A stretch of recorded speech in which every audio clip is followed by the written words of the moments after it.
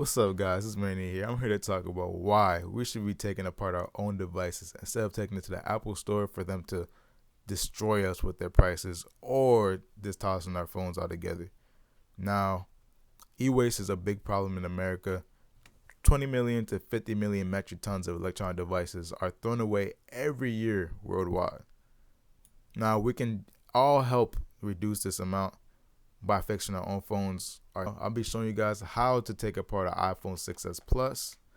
This is an old phone, but just go through a little run through of how it is taking apart an iPhone and to show that it's not as difficult as people make it seem. Now we have our bits, our screwdriver, our pry tool, and our suction cup, and we're going to remove the two bottom screws that connect the screen and the aluminum housing. Now be careful, these screws are extremely small, so you want to be careful to not lose them. This is why you get a mount or a mat like I do, so they have holes where you can put these screws.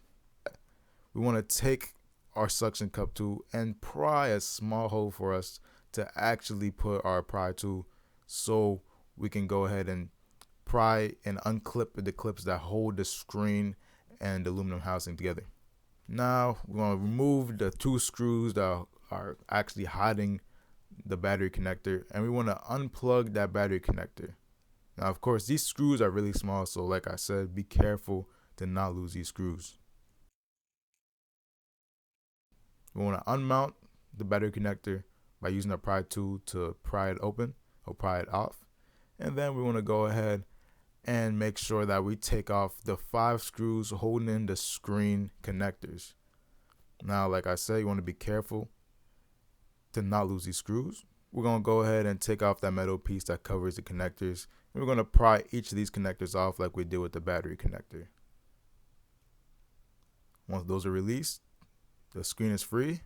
And now the top, we see the camera and the connectors that we had. And the bottom, we see the fingerprint scanner. Everything works as if it's a whole phone. And now let's talk about the inside. Now here we have the speaker grill. We have the lightning port connector. As well as that, we have the Taptic engine, the vibration motor, and the aux port, the legendary aux port. Now this is the motherboard, SIM card tray, and also we have the main battery unit and also the antennas. The battery is set in the middle with adhesive.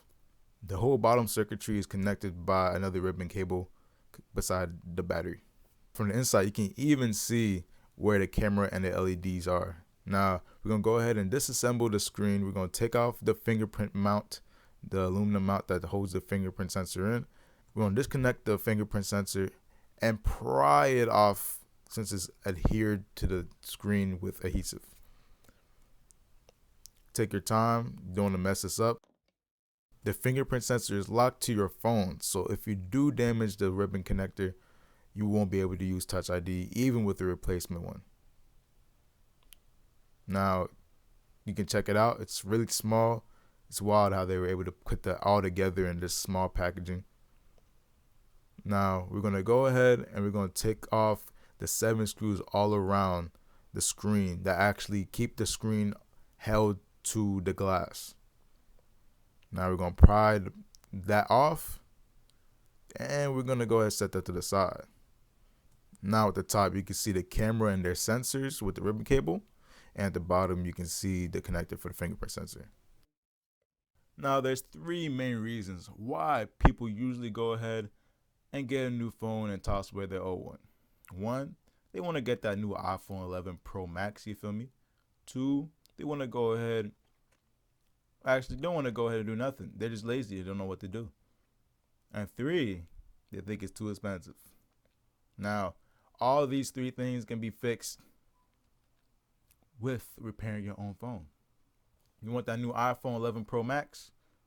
Go ahead, fix your old phone, sell that phone, and have some more money so you can get that high gigabyte model. So you're not stuck at 256 or 64. Go ahead, get that 512. Now, if you don't know how to do it, too lazy, well, you're not lazy enough to go ahead and if you're not lazy enough to, go to YouTube and search up a video, then you're not lazy enough to actually fix the phone. Go ahead, watch a video for 10 minutes. Then once you watch that video, you'll have all the knowledge that you need to repair that phone. Now after that, tools, they're investments. It's not expensive at all. These tools you can use for many years. You can use it for other things than just your phone, other electronic devices and such. So go ahead. The kit that I got was about $10.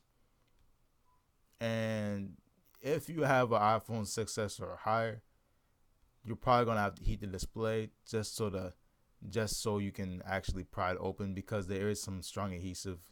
That heat gun can be $20. You can use an iron too. But overall, it's pretty cheap. So go ahead, save the planet, and fix your own phone. It's better for your wallet and for the environment.